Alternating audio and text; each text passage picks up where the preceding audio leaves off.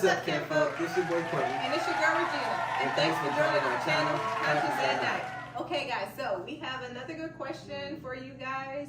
And the question is it hard to expand my state of conscious married? So, I mean, we really gotta ask. Nah, listen, it is subjective. Because your state of consciousness change. You know the saying, we grow from faith to faith, we grow from perspective to perspective. Our state of consciousness consistently change. Nothing is really objective other than the fact that you are consciousness within itself, experiencing itself. So what is subjective is the way you continue to see yourself. So yeah, for me, I would say yes, and then I would say no. But I would say yes in light of the state of consciousness that I was in. I was in like a fearful state of conscious, dealing with like grief, dealing with shame, dealing with things like that. So in that state of consciousness, I was looking for anything and everything to establish my identity off of. And I was a big time people pleaser. I cared more about what others thought of me other than who I was. And like I said, that state of consciousness didn't produce nothing good for me. So I did a lot of things to please people because how I viewed myself was horrible. And depending on my deeds and my actions towards people to get instant gratification from them, it was like how I lived in a sense. It was what I needed. It was like my gas station. So whenever I felt like I was running out of gas, when it came to my wife, I would do certain things to get her approval or get her praise. And when she didn't give it to me, I was let down. When I wanted appreciation from her and I didn't see it, I was let down. So I would put a lot of expectations on my wife in that state of consciousness because I needed something other than myself. I wasn't okay with myself. I didn't know myself, and therefore I couldn't accept myself. So because I was dealing with not accepting myself, I was accepting my wife as myself. But depending on my wife's deeds, and depending on how she treated me, and depending on her actions and her behavior and character, it would determine my identity at the time. So yeah, I put a lot of expectations on my wife, which was very unfair. So when she would let me down on each of those expectations, to me it made it harder for me to expand my state of consciousness or grow spiritually, or get a closer relationship with God, because instead of my wife being a partner and a helpmate, she was a distraction. She got in my way when honestly I was putting her in my way because she was the leading force of my identity. Like, I gained my identity based on what she did for me or what she didn't do for me. So you can imagine how my life was if she wasn't straight. You know, if she was up and down, I was up and down. When she was straight and narrow, I was straight and narrow. So I put my wife before I put myself. So who I got to know was not me. I got to know a version of my wife. So in that perspective, I was just kind of like thrown off because I'm like, man, like, how can I ever grow closer to God if my wife is in the way? Not realizing I'm the one putting her in the way. And I had to realize, like, I can't keep depending on my wife to gain identity from. Like, seriously, like, fellas, if your wife's behavior depend on you knowing who you are lost. I was lost. It wasn't that I wasn't going to be found, but in that state of consciousness, I was lost because I was depending on her behavior to know who I am. And when my wife's behavior didn't match the expectations that I needed her to be for me to be okay, then I was not okay. And I wasn't okay with what she was doing because what she was doing or what she didn't do identified who I was and who I am. So now I'm like, oh shoot, yo, this state of consciousness that I'm in is jacked. So the day I found out that I don't need to be pointing the finger at her, that the finger is always pointed back at myself, was a day of a rude awakening. And we found that out, I want to say, right before we got married. Because we were used to the blame game. We secretly behind our back, we knew we had 5 fingers ready to point at each other the moment we got home after saying I do. Seriously. But when we found that out, that love holds itself accountable, and that you should not give anyone the ability to have control over who you are, and you shouldn't put your identity into someone else and allow their behavior, well, what they do and what they don't do, to determine your day or who you are. So, and that's what we learned, and it was very, very tough. Because the more we had to point the finger at ourselves, we got more upset at each other because we did not know how to love one another in that regard, because we didn't know loving one another was actually accepting ourselves. So in the state of consciousness that I was in right before we got married, dude, heavens yes, she made it extremely hard for me to get closer to God, because I blamed her for everything. Seriously, it wasn't, you know how they be like, women never wrong? No, she was always wrong. Just like I was always wrong to her, in a sense. It was one of those things where we were so used to blaming, not just each other. Like, that's just how I grew up. I was so used to blaming that, dude, you think this is my fault? You think that this relationship is in turmoil because of me? What's wrong with you? Like, that's how I looked at everything when it came to her. And even to the point where I was telling myself, like, yo, make sure I do everything right, because I want her to see that she's wrong. And it became more about me proving her wrong than me becoming the right person for myself. What are your thoughts? Listen. Where do I start? What he said was me too. But in different ways. I came into the marriage like, okay, pretty much this is a contract. We didn't sign this contract, okay? I need your 50. I got my 50, okay? I was always, before I got married, just the type of person that was like, okay, get up, go get it, kind of Miss Independent already, I just kind of had that just already, I got this if I have to, listen, I'm gonna make it happen, already there. And so I came with expectations of you to meet that as well. It's like, man, I know where I am. And it was like, bring your part too, so let's make this work.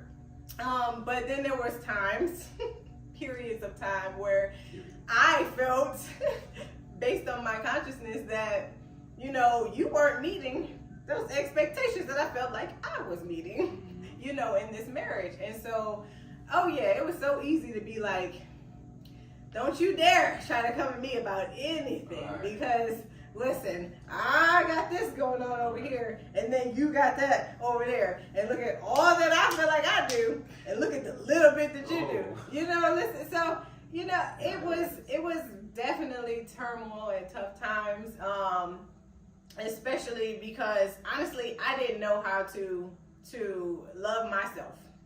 Like, really, that's what summed it up. It's really realizing who I was and being able to be divinely feminine and allow him to be divinely masculine. That's without expectations in the middle, because them expectations was jacking me up left and right. Oh, they get you. Like it was just like no way around it. Everything was stemming out of expectation when it came to my relationship with him. And if you're not meeting those expectations, it's just like, dude, Yeah. what did I do? So secretly, I think deep down, I was actually like upset with myself that, man, I didn't sign this contract thinking I was getting one thing. Yeah. And I ended up with something else, man. Like, you know, so like, yeah, I was bitter inside. I was, and I didn't know it though. Like, I couldn't see any of that because I was too busy like this.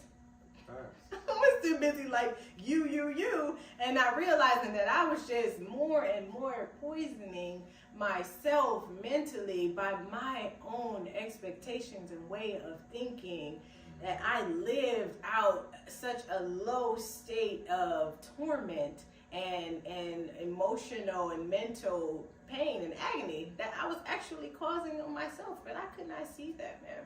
Like, my conscience was in a space to where it was as if I was blindfolded to everything about me. I could do no wrong because I'm doing all these things in my eyes right. Yeah.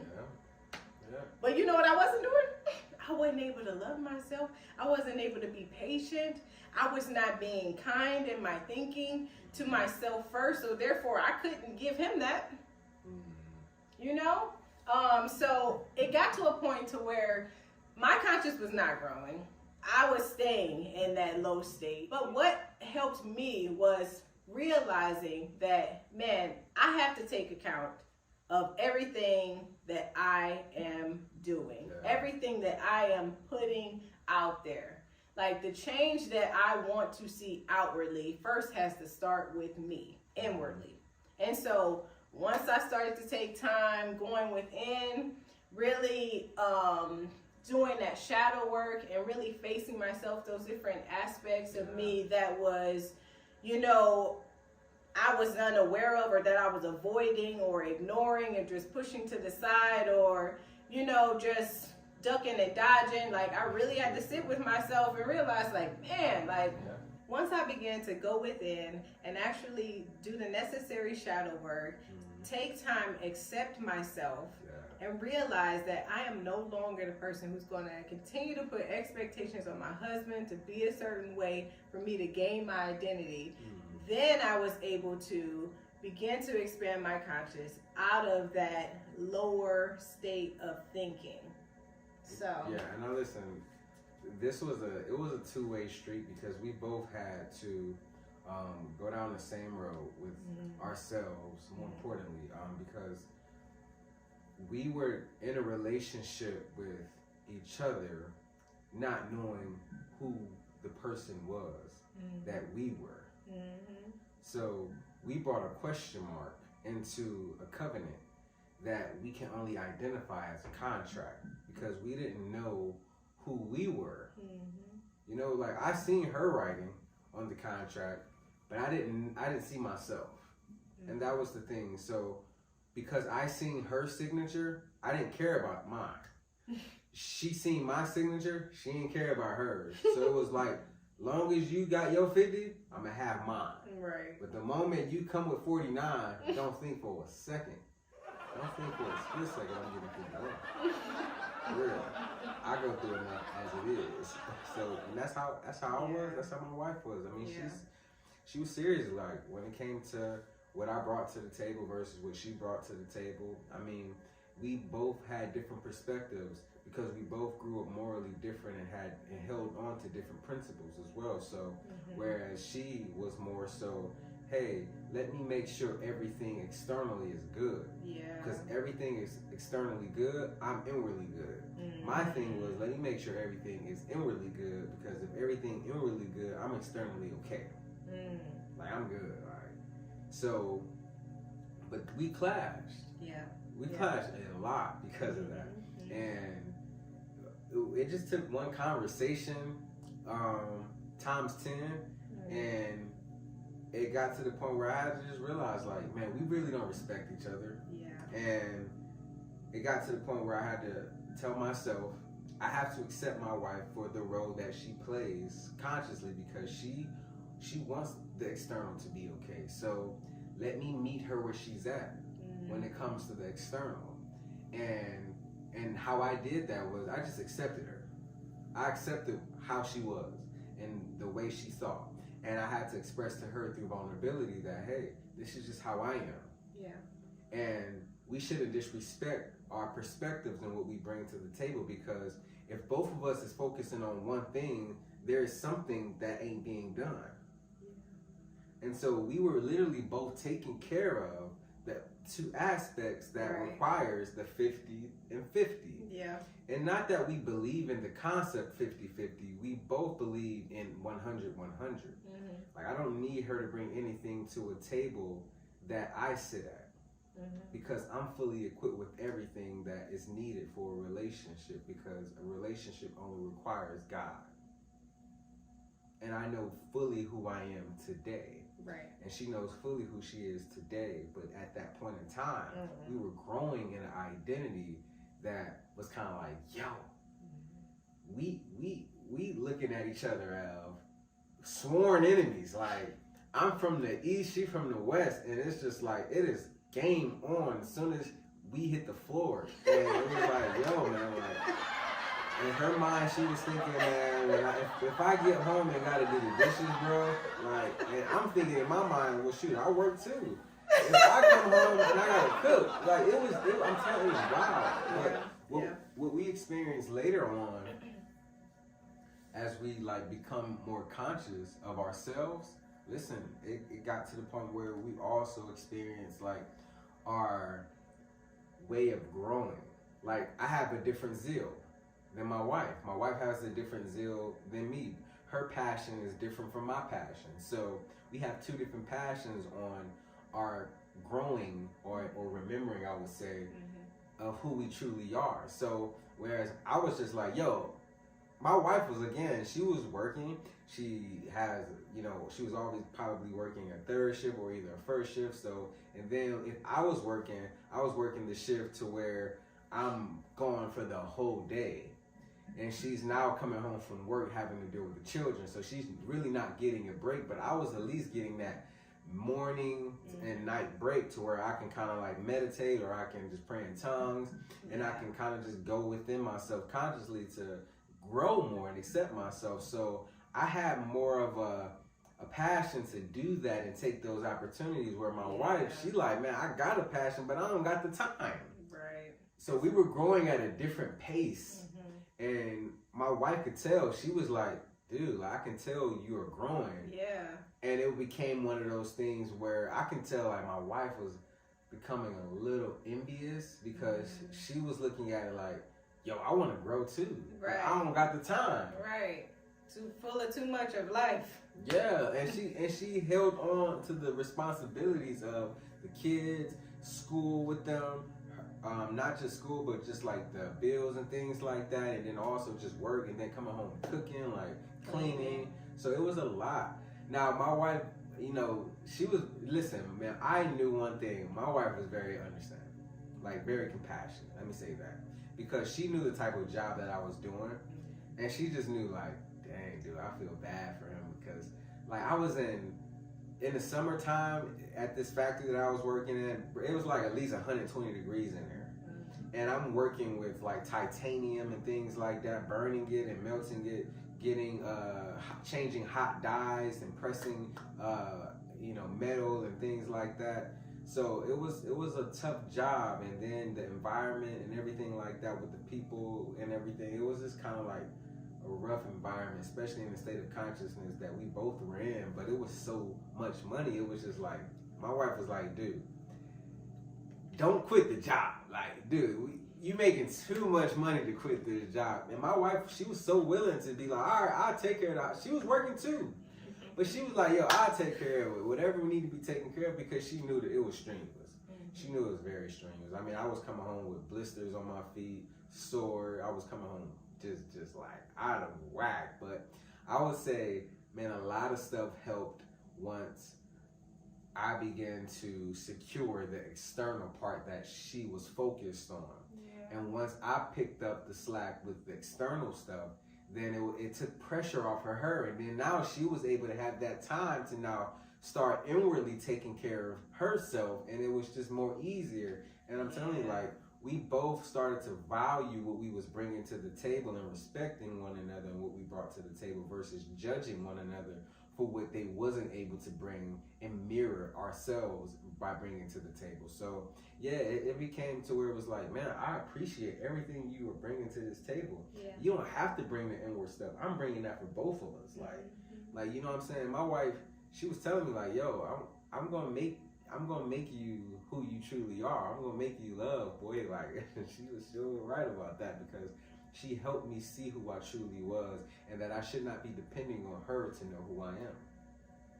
And that was the same thing for me. Like, I didn't want my wife gaining her identity through me, because if that's the case, I'm going to be put under expectations that I'm just not going to want to meet.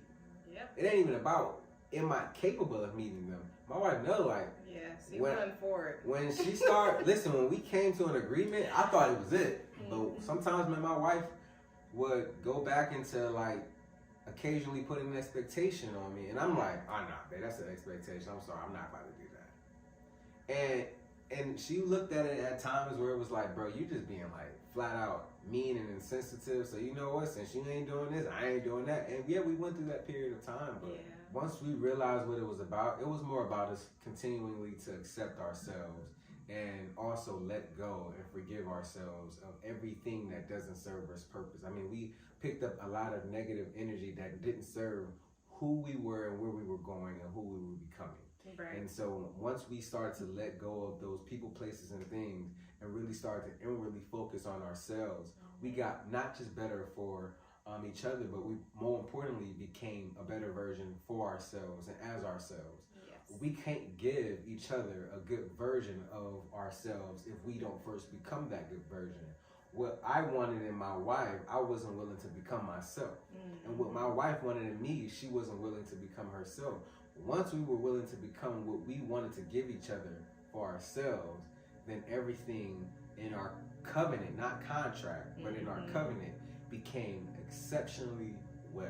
Yes. Because we became better. Night and day. Night and day. We had a sick, impulsive nature towards one another. I was coughing, she was sneezing, and we were both looking at each other like, you sicko. Oh, ain't nothing. Yeah, like, how dare you? I don't even know. Like, that's exactly how it was. Now it got to the point where we just accept each other. We don't judge each other. There's no good, there's no bad, there's just God. I don't have to say I love her. I love myself and I accept myself. And that's how I'm able to be God or be love or be light to my wife, because I am that to myself. Yes. And it's the same with her. We don't need each other's love to be okay or to know who we are anymore. Because we are love, expressing love to one another as ourselves. So when I see my wife, I see God. I see love. I see light. When my wife see me, she see love. She sees light. She see God. She see herself. I see myself. I love myself. I accept myself. So I can only do that with my wife. I can only accept my wife as I accept myself. And that's how you love your neighbor as yourself. You got to see you. So it's not going to be until you see who you truly are till you're able to accept the one you're with. And that's really like how I accepted my wife, because I truly accepted myself. If I can accept myself, I can accept everybody else. That's great. So remember, guys, darkness is only evil when there's no awareness within. When a seed is planted, it is planted in the ground where there is no light. But that seed knows who and what it is when it is planted in the ground. The question is, do we know who we are when we are planted in the dark? Let us raise our vibration, because light has come. We know together. We grow together. Conscious at Night. So guys, be sure to like, share, comment, and subscribe to Conscious at Night. Also, don't forget to turn on that post notification bell so that you can be notified every time we drop a new video. We'll see you guys in the next one. Bye.